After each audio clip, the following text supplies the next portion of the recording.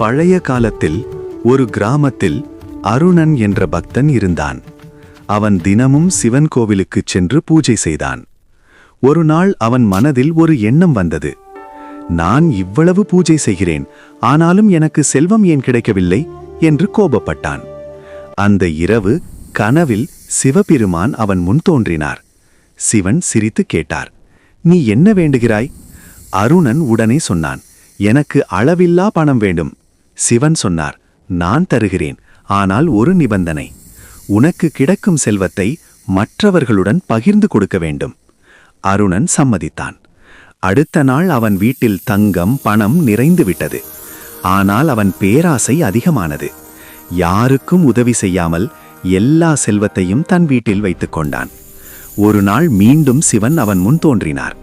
நான் சொன்னதை மறந்துவிட்டாயா என்று கேட்டார். அருணன் பதில் சொல்ல வையவில்லை. சிவன் கூறினார், பகிராமல் வைத்த செல்வம் சாபமாக மாறும். அந்த நொடியிலேயே அவன் வைத்திருந்த தங்கமெல்லாம் கல்லாக மாறிவிட்டது. அப்போதுதான் அருணன் உணர்ந்தான், செல்வம் இருந்தாலும் பகிர்ந்தால்தான் அது ஆசீர்வாதம்.